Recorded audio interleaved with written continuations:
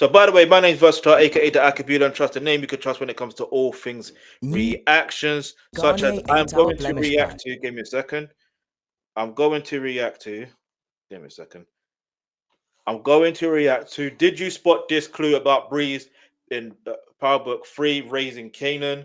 Um, so this is, you know, the episode 4 3 breakdown.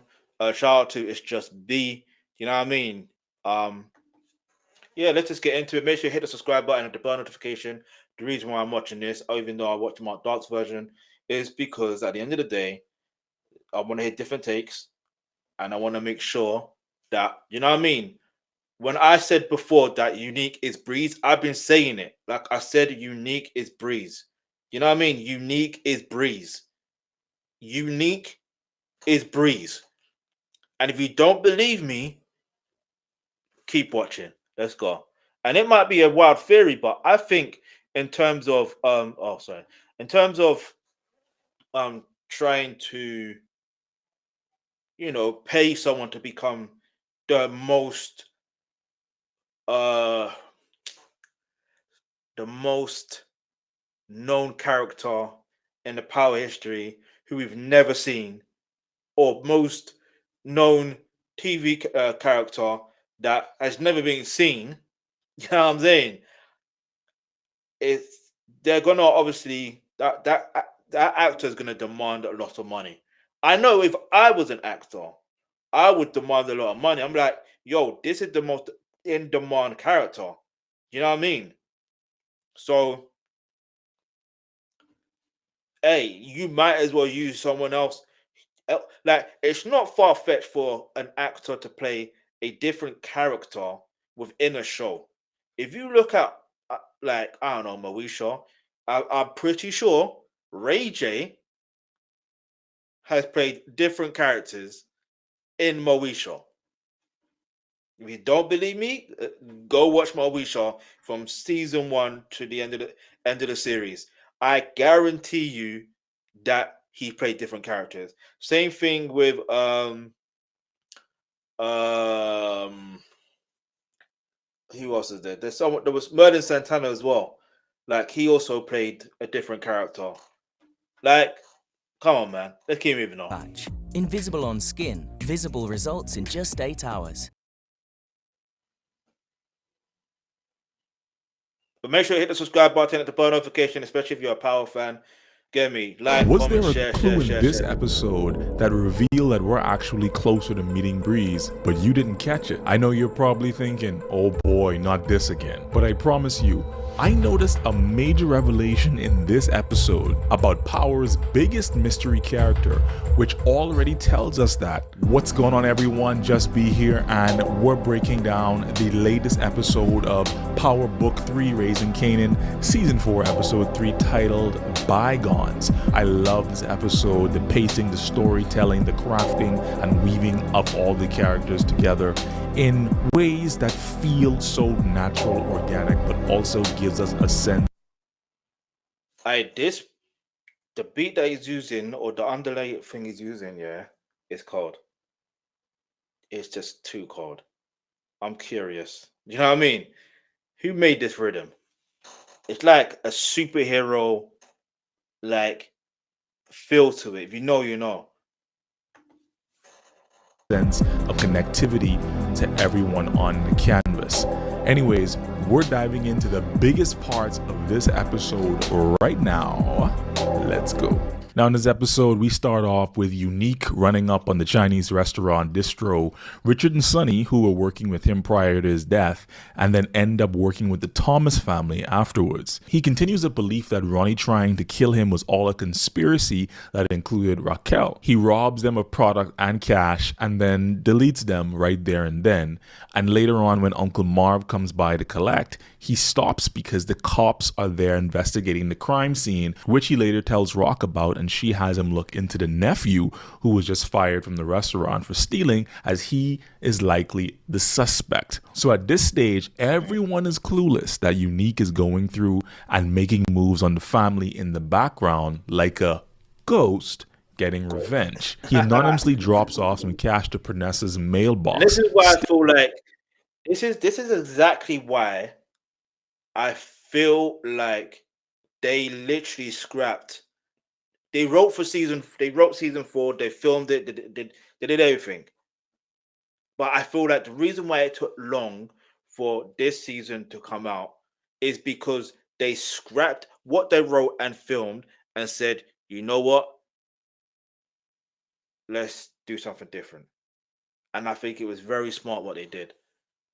Because it kind of makes sense. Like, who did Ghost learn from? Who did James St. Patrick learn from? Was it not Breeze? Still afraid to approach his family for some reason, which I'm not entirely sure why that is. Maybe you guys have a better insight into that, but he could believe that she may have had something to do with this whole thing, which is why he's continuing to just kind of stay to the side and just give money for the sake of his kid. Let me know what you guys think about why he's doing that in the comments. Marv ends up rolling up with force on Richard and Sonny's nephew and finds out that he's actually telling the truth about not doing it and is heartbroken to hear about his uncle and aunt. Now, I enjoy the pacing of this storytelling in Raising Kanan because it's not just all shoot 'em up, bang, bang, like how it is in Force and Ghost. There's actually a slow build. There's interconnected stories that all come together so that we can enjoy them. Wait. You can't say that about Force.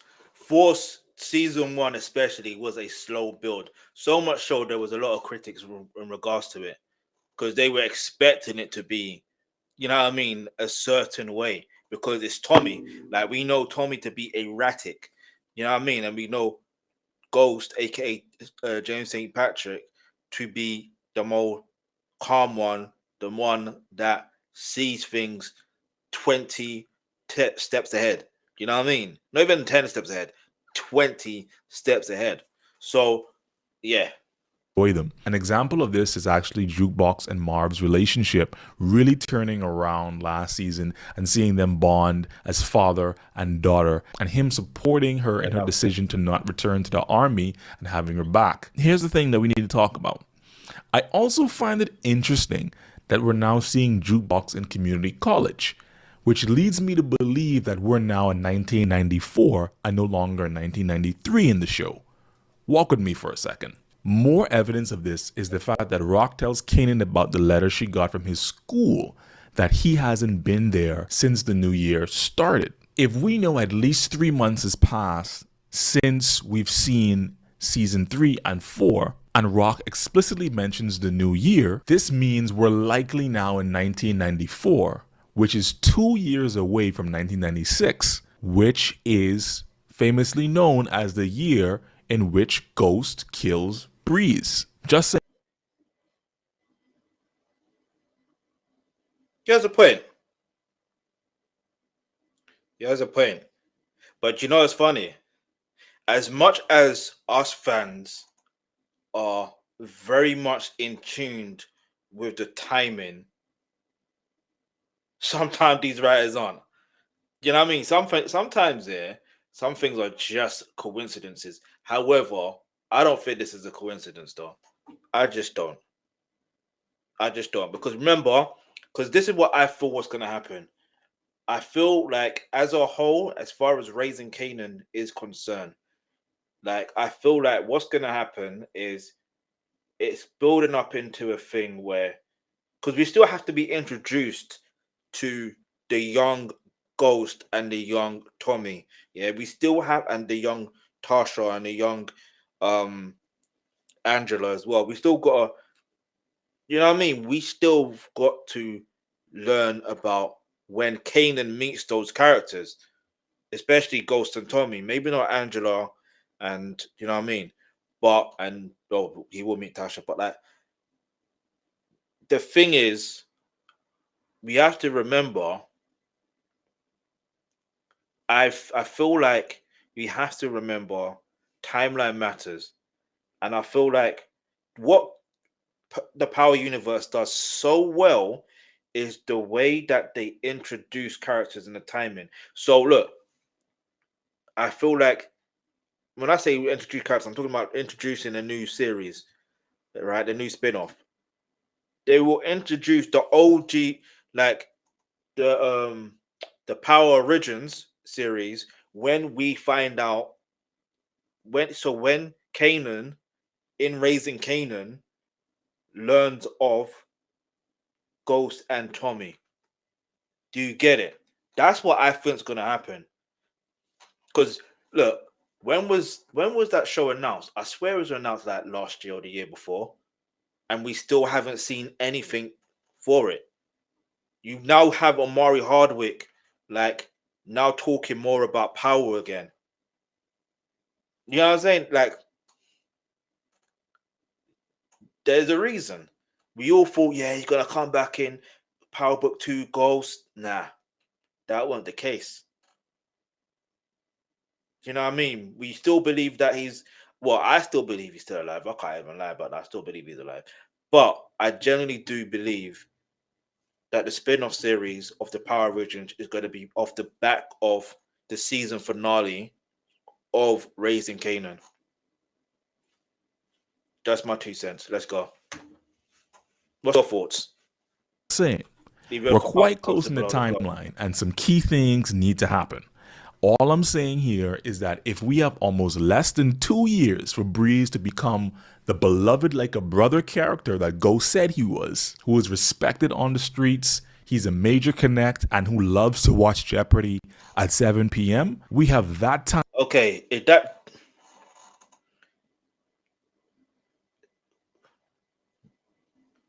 Okay. This is interesting. Hold on. Time frame to see him get introduced, do all that Ghost said he was, who is respected on the streets, he's a major connect, and who loves to watch Jeopardy at 7 p.m. We have that time frame to see him get introduced, do all that, and then die. Now you guys do the math on that and who you think that can possibly be at this stage. I have my bets on who I think that is, but that's unique. I've been saying this. I love Monday.com. What's Monday.com? Monday.com? This is Monday.com. It's a platform that helps us run our work, collaborate with other departments, understand our business, and reach our goals. So, project management. No, work management. Any type of work, any kind of business at every scale. Marketing. I'll reveal that in a later video. Anyway, Marv goes to Early looking for info and also uses him to help find Amber, who is the daughter of Gerald, who you remember died last season and was his friend, but also was a snitch as well. He wanted to make sure that Amber is being taken care of as she's now in the foster system. And the more I see Marv keeping secrets from Rock, from working with Stefano Marchetti, and also getting so close to figure out who's moving on their organization, I get nervous, you know. But let me know what you guys think in the comments about Unc, man, because they sure got him in big enforcer mode this season. One of the things I really enjoyed in this episode was the dialogue between Lowell, Lou, and B-Rilla about the perception of Jews. And he actually said it. Okay. He actually said it. All right, no, this is what I'm going to say. This is the thing that Mark Dark didn't really talk about. Maybe he was going to talk about in his actual general breakdown, but seeing as that was a quick thoughts, you know what I mean, this is more in depth and it's in 10 minutes, so let's go. And their behind the scenes influence and control in the entertainment industry. Now, this is a known thing in the real world, and I appreciate how they gave Lowell's perspective with him being Jewish and painting a picture of how he and B-Rilla, being black, aren't so different in how they're perceived. And he too came from nothing, and his family had to get it out the mud just as much as a lot of black people have to. But he's criticized for it more because he's still presenting as white, as if that makes his backstory any better. Now, I know there's some more behind it, guys, but this is just the argument that they're sort of laying out here in the show for a quick illustration. It's a heated exchange between the two, with Lou setting up this meeting initially to just try to get the record label to front B-Rilla some more cash because he has none and is staying with Lou. So they end up coming to an understanding eventually, and I think it's great to see this kind of mature conversation in Power again, because unlike some of the scenes in Book 2 Ghosts, where most of the adult conversations were the 2 minutes in class at the beginning of each episode where Tariq's professor presents his philosophical question for the day. So this was actually refreshing to see. Hold on real quickly. You guys want to see something crazy? Over in You know what's interesting in regards to that, yeah? The comparison, yeah? Because in Power Book 2 Ghost, the only reason why they did it that way, you got to remember, one, they're in a uni setting or a class setting, right? So what happens is they use that as a set in the tone of what that episode is going to be about. That's all it. That's more or less all it is. I know it sounds crazy, but like, you know what I mean? Like, unless you want to see them, come on, this ain't Abbott Elementary, and I haven't even watched Abbott Elementary. I know I will one day, but the thing is, this isn't about a school show. Do you know what I mean? Or a uni show. It's literally Power Book 2 is literally about Tariq St. Patrick. Do you know what I mean? Like, so it kind of like I get it. Like, I get it. I don't know. But let's move. Let's keep moving.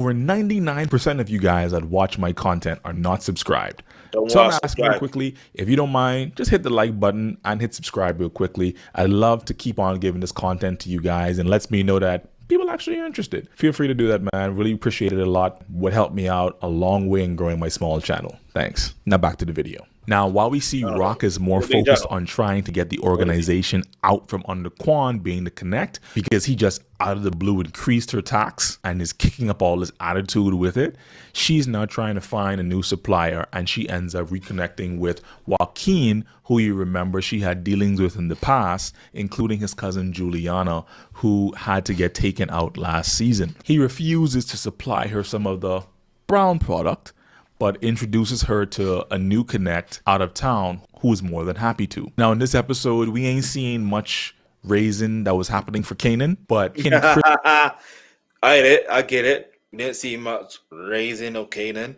because the show's called Raising Kanan. But I like this jacket though. It reminds me of the Formula One type of jacket. If you know, you know. Crystal managed to go apartment hunting after she is able to convince him of doing so, because she got spooked after an encounter with Unique earlier in the episode, who she didn't know was Unique at the time, and also adds to the fact that Kanan is also doing business from where he lives, which you typically shouldn't do. Luckily, they do manage to find a spot, and he starts the process of moving out. It seems by the time we get to that point in the episode, because Unique ends up coming back, busting in and rolling up on Kanan's soldier at the old spot. So we'll see what happens from there, but Unique is surely making some brazen moves and looks like he just wants to clean house. So I'm curious to see where this goes at this stage. Let me know what you guys think in the comments is going to happen with Unique. Now, this brings us to the Thomas family dinner scene, where for the first time ever in the show, I think we're seeing the entire family at Mama Thomas's house. And one thing that stood out for me when watching this scene is the fact that by the end of next season, which will be the final season, everyone at that table, with the exception of Kanan and Jukebox, will all likely be dead, if you think about it. Did you hear what he just said? The end of next season. He basically said the final season is the next season. So that lets me know, like I said, with the introduction of him when he meets when Kanan meets when Kanan meets Ghost and Tommy. You know what I mean? And then obviously that means Kanan will also end up being in the OG, in the Power Origins as well. Just like Tariq was also obviously part of the original Power series, but ended up having his own particular show. So it's just like in reverse, but you know what I mean? It's like it's in reverse. Kanan had his own particular show, but now the Power Origins, yes, it's going to be mostly predominantly about, you know, Ghost and Tommy, but obviously I do feel we will see more moves that them and Kanan make, and what leads to Kanan being set up to go to jail. Do you get it? Like, I feel like that's gonna happen, and then obviously yeah, so on and so forth. But let's keep moving. Let's go. Because, like I said, the timing makes sense. Literally, the timing makes sense. The timing of it makes sense. Unique. Now, this brings us to the Thomas family dinner scene, where for the first time ever in the show, I think we're seeing the entire family at Mama Thomas's house.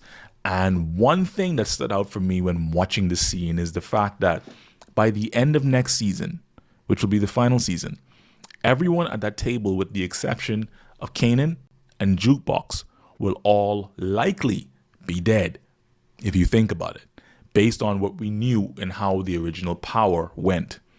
Now, the jury is still out on whether Rock is going to be alive, as there's some conflict in how older Kanan referred to visiting her in the original power, but it's still surreal to think about nonetheless. Anyways, their mother organizes this dinner to let them know that she has terminal cancer. Everyone ends up feeling different about this news and immediately brings a dark cloud into the room when she tells them. Now, Rock responds angrily and at the fact that she chooses this way to tell them, which we know that she still has major issues with their mother that they need to work out between each other. I'm guessing connecting back to her being the only daughter in the family. And we learn also that Mama T has a little history beating them as children a little too much, almost leaning into some physical abuse territory I ain't based on gonna how it lie. sounds. Listen, they need to discipline a whole lot more. You see how Rock turned out. You see how Lulu turned out. You see how Marvin turned out. They need to discipline in a whole lot more. I'm joking. Listen. Raise your kids how you want to raise them. All right. I'm just joking, but we know how it goes. Spare the rod. What's that saying? It's in the Bible. I should know the saying. Something about spare the rod. Spare the rod. Something. Leave it in the comments below if you know what I'm talking about. Spare the rod and all that stuff there. Let's go.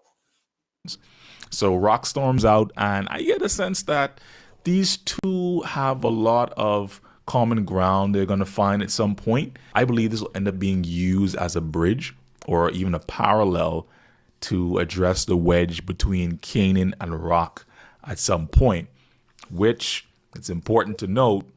My boy Mr. Power was talking about this in one of his videos as well. It's likely that Kanan could take out Rock because he eventually takes out his own cousin and his own son one day. So interesting to see this dynamic play out, but that's my breakdown for the day, guys. What do you guys think about this episode? I personally loved it. Feels like Raising Kanan is always consistent in its pacing and its storytelling. Like I mentioned before, the quality of it is different. Shout out to the cast and crew. Let's have the conversation in the comments, guys. Let me know your thoughts on this episode. And if you derived any value from this breakdown, listen, guys, hit the like button, man. Feel free to subscribe. I really appreciate it. Until next time, guys. Peace. Wait, wait. That generally is it's got me thinking that is a possibility. It'll be shocking nonetheless. It'll be very, very shocking, but you know, what can I say? It's anyway, let's keep moving. Let's see what people are saying real quick. So obviously, like oh yeah, subscribe. Get me. You can subscribe to my channel as well. I'm gonna do more of these. All right. Where do you see the story being headed this season?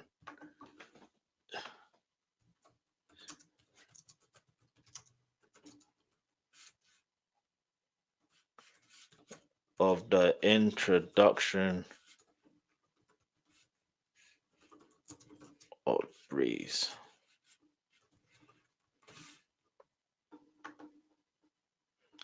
Anyway, let's see what people are saying. We're in 1993 and Ghost killed. So Ghost Breeze in 97, but nonetheless, yes, we're getting closer to Breeze, but especially now since Kanan brought his apartment. It was sad. It was said he stayed around the block from Breeze's apartment. Okay. I feel like I'm gonna have to watch the Power series again, just to make make the right type of prediction that may possibly happen, what may not happen. Unique probably feels bad for putting his family in a situation where they are no longer independent and have to live with mom. He may also be embarrassed about the way he looks and could think that Jerome would be afraid of him. No, I don't think so. Maybe the first half of what they said. Yeah, the second half, nah. Kanan has a Jordan 9's release in November 93. So yeah, it's a new year. So I'm gonna put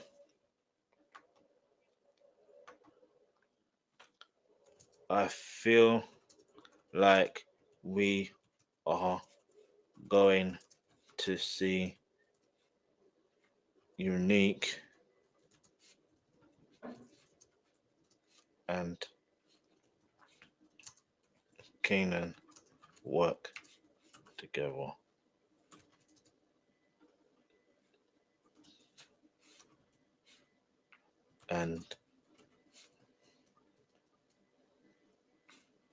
But I like the way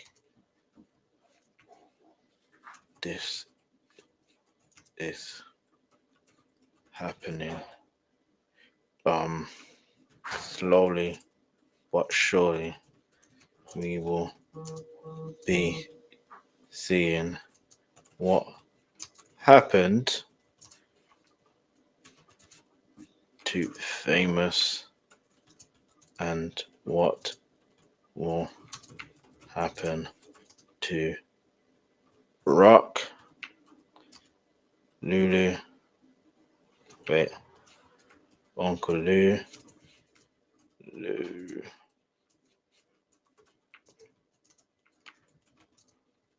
You know what I mean? Like, because you gotta think, yeah. You gotta think. You see, with this particular series, there, as much as things are unpredictable, when it comes to the Power series, there's literally some things, yeah, that you can kind of predict could happen. And that's always going to be very much based on, like, it's very much based on, if you understand, I'm talking about spin-off series here, right? If you watch every single spin-off series, and you watch literally every single episode, and you pay attention to what's being said, like literally pay attention to what's being said, pay attention to what you're seeing. Do you know what I mean? Because I'm pretty sure there's certain things within the show itself where you're like, this doesn't make sense, but it makes sense. Do you see what I'm saying? Like, even the way Unique survived and how he's moving like a ghost. Who do we know James St. Patrick to be? Ghost. There has to be a very reason why everything is leading up to what it's leading up to. You know what I mean? Like, that's what I'm trying to say. I feel like Unique is Breeze. Like, it can only make sense. If he is not Breeze, then the writers have got this whole wrong. They've got this wrong. Because there's no way they can just introduce a new character and say this is Breeze. It doesn't make sense. For me, like, leave your answer in the comments below. Does it make sense for Breeze to be Unique based on the fact of he's moving like a ghost? The way, if you think about the way Kanan in the original Power series, survived that fight in the warehouse, or it's not really a warehouse, but it's more of like that building site. Do you know what I mean? In fact, because and the way he survived that, how did he survive? He learned that from someone. Clearly, right? He must have learned it from Breeze. So the question now becomes, Breeze, who is he? Where is he? When will he be shown? Have we been seeing him this whole time? I think we have, because I don't know. There just has to be a reason. Like, there just genuinely has to be a reason. All right. Anyway, speaking of hip hop, I mean, well, I say hip hop because Joey Badass is also a hip hop artist, if you know, and he actually dissed Kendrick Lamar. He's not right in the head. But anyway, he literally isn't right in the head. Well, his character, should I say?